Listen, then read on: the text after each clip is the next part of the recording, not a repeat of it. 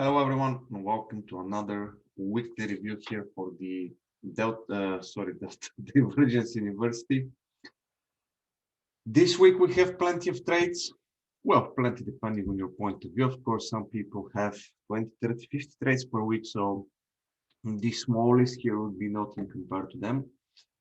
But if you're trading a bit more longer term, mid short term in this kind of situation, 4 hour, 1 hour and daily charts, this kind of list is, I guess, plenty, right? So let's go ahead and start with everything that we have, cover the things which I believe are interesting based on these specific examples here. And of course, as usual, if you have any questions, drop a comment below the video or find us in the Telegram group dedicated to the Divergence University, and we'll be happy to help you. Now, in this specific video, I'm going to talk about things which I believe I should be issuing a disclaimer of some sort in the beginning.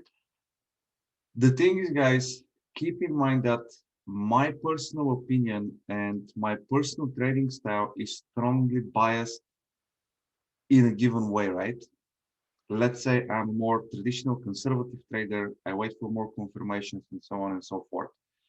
So when we start talking about the things we're going to discuss, with at least some of them, keep in mind this is not the only way to handle the situations.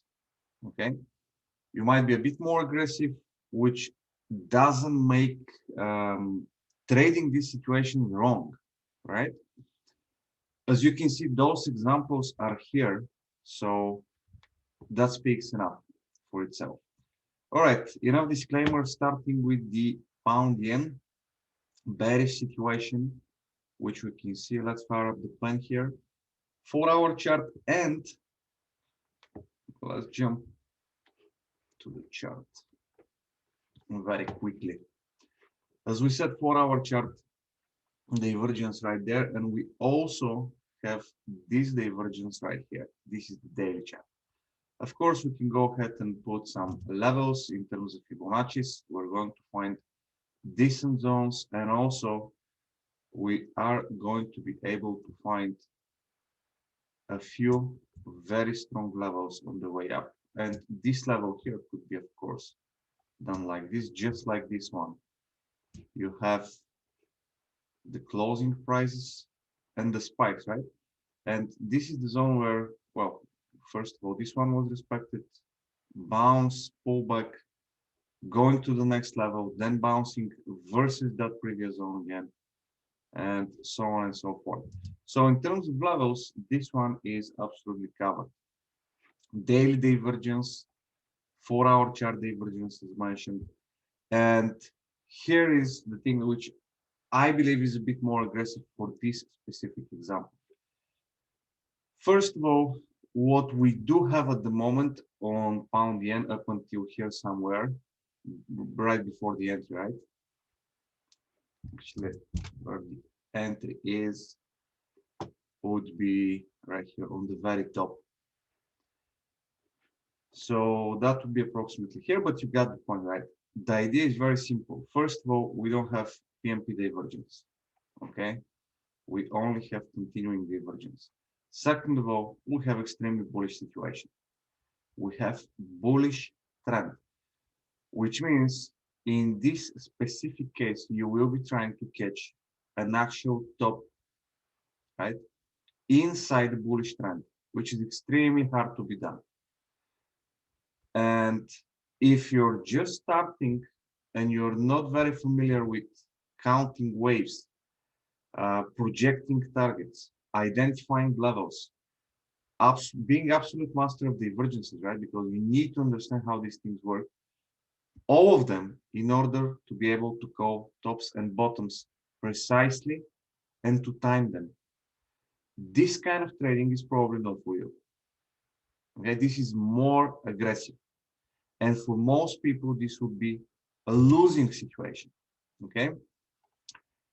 A bit more conservative approach when you want to be using divergences and you want to be using end of the actual trend and then beginning of the new trend, my personal suggestion, and again, I'm not saying this is the only way, is just a bit more conservative way.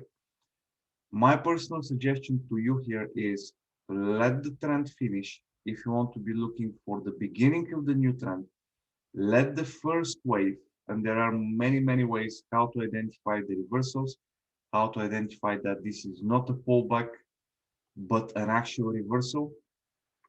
So let the first wave happen, and then during the pullbacks, try to identify hidden divergences, for example, okay? So you will be looking at potential first wave, pullback, hidden divergence supporting you, and then you're looking for continuation. So if indeed you're correct and this becomes wave one and this is wave two, you are yet to trade the, usually, not always, but the strongest wave to come and much, much bigger structure to be developed afterwards, right? Because you're kind of catching the reversal right here. That's the idea. So hidden divergence after the first wave is a very good way to catch the beginning of new trends. Okay, that would be my suggestion. So as I said, this is a bit more aggressive in my opinion. Now, that would be failing, and talking about this post factum, of course, doesn't sound very credible or reliable, but please ignore the specific example and think about the bigger picture. Think about the logic here, right? Catching tops and bottoms with a regular divergence, hard job. Okay, this is what you should be taking out of this situation, out of this example. Again, at least in my personal opinion. Pound franc falls into pretty much the same category. So this kind of divergence, I will definitely not be trading because you are still in a bullish trend. There are no reversal signs, and going and trading this would require a bit more advanced skills. Okay, and this is, as I said, much more aggressive than rather waiting for the price to actually develop at least one wave, right? Something, develop at least one wave that suggests here that we have a reversal. And for us in the club, the two ways to, not to spot, but to confirm the reversal are usually with waves or a specific pattern that we use. So if you're part of the club, you probably understand what I'm talking about. If you're not part of the Traders Academy Club, go ahead and try to understand and get yourself some knowledge on the subject of how to spot and identify reversals. Okay. So again, many people would be trading that. For me personally, this is aggressive as it's going against the main trend. So you need to understand levels, you need to understand structures, you need to understand divergences very, very well in order to be trading profitably such kind of situations. Okay. Next on the list, EuroQ. Now, EuroQ is completely different situation. In this one, I like, and yeah, that would be failing. But again, don't focus on this exact specific case here, right? Like the very single setup, but focus on the main idea. Let's go to EuroQ for a second. Where was that? I think it's somewhere around here next to the two false breaks, right? So on the 1 hour chart, look what you have. Approximately somewhere around this place, actually here, you have the possibility to go ahead and look for buys. Does that make sense? Now let me walk you through my process of thinking to tell you why I do believe that makes a lot of sense. First of all, you have a beautiful trend to the upside, okay? And now already we're in a completely different situation. We're now looking to buy the pullback rather than looking to trade against the trend. So for me, as a more conservative trader, this is immediately falling into my radar, and I start following this situation. Right? Then you have the structures, which I don't want to be digging too deep into. But what else you have here is the fact of the levels. And in this specific moment, we can see that the price is inside this very same zone. This is a buffer zone. Of course, we have levels below. We have the trend line as mentioned earlier, etc. But that makes a lot of sense. So we have the 1 hour chart divergence. You have first fall break, second fall break. You have this divergence here. Definitely this setup starts to make much more sense. Okay, much more conservative trading idea, if you ask me. Okay, euro pound, multiple divergences, multiple false breaks, and here on the lower time frames you might have some extra confirmations, but again, I personally wouldn't be engaging into this setup because it's going against the main trend, and there would be no confirmation at that given moment. So this is simply not my trading style, to put it in these words.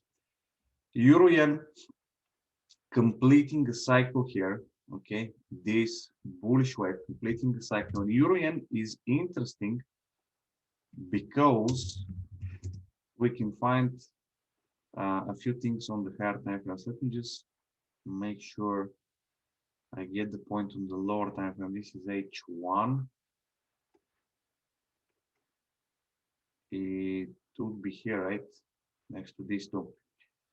So look what's happening. The price, first of all, and this is very important and critical, big, huge difference between this one and euro yen. The price already tried to make a push to the downside. Look during the trend what's happening. The price is pushing up. You have these nice little pullbacks. But here, even compared to this one, if you understand a bit of price action, you will make the difference between this one and all these pullbacks that you see here, right? That has the potential to be a reversal, at least in my opinion, without digging into the lower time frames. I forgot already how that looks in the lower time frames, but that has the potential to be a reversal. This, not so much. Okay. And if you don't get the picture of why in this case, don't worry about it. It takes experience, right? We're talking about years of watching the charts. So eventually you start noticing these things. But this is the very first signal. We already had one very strong wave trying to push the price in the opposite direction. And this is where the divergence, potential divergence starts to build. Okay. Now this thing could push higher and we have weekly levels above, no problem with that. But on daily and the lower time frames, it starts to make sense that we might be looking at potential drop. And when we're trading the lower time frames, we just need a few pips here, right? We're not trading versus 3, 4, 500 pips in that matter. So that's one. Then, of course, you have the levels that you should be watching, and you have the divergences. So now you have the potential and the support, or at least potential support, the daily chart. You have on the 1 hour chart, as we said, a cycle which is completed, or at least is suggesting to be completed. And this is where the attack would be starting. So even though that might look like a more aggressive or similar aggressivity to pound yen, the way I see it is that this is a bit more conservative when we look at it this way. Okay. And that's the problem with trading. It will be always subjective. Unless you're trading one MA, two MAs cross, and then you say, okay, I'm going short or long. Okay. Without a gray zone, without any subjectivity, there will be always something which doesn't fit in terms of analysis. Okay. Because when we're looking at the market, we're looking at probably 5, 6, 7 things sometimes, 7 factors. We're looking at waves, we're looking at this, we're looking at that. So all of these factors, they are subjective. How you're going to count this move to the upside? Some will be counting this as weight number one. Others will be doing that, and then this. Someone else might be saying, okay, but this is one entire big move. Okay. Someone else might be looking at it like this then. So you can see that these methods, they are subjective, and it will take time for you to develop the knowledge, and by practicing to develop your own trading style, and eventually you will be confident enough to use it without listening to anyone else. So if this is your account, for example, and you're confident after years of trading it and hours of watching the chart, and I come and tell you, no, this is not wrong. Let's say this is the count, okay? When you're confident enough, you know what you're watching for, how to validate it, and you will tell me, excuse me, sir, but no, thank you. I don't take your count into consideration. I know what I'm doing here. I'm going to use it. So the problem is when you have 3, 4, 5 things that you're looking at, and they're all subjective, there could be huge deviation. And that's why my advice always is, do not try to copy myself, Vladimir, or someone else from the trading club or from the internet or whatever it is. The only way to copy someone else is by copying his signals. That's it. If there is 1% subjectivity in the given strategy or analysis, it's gone.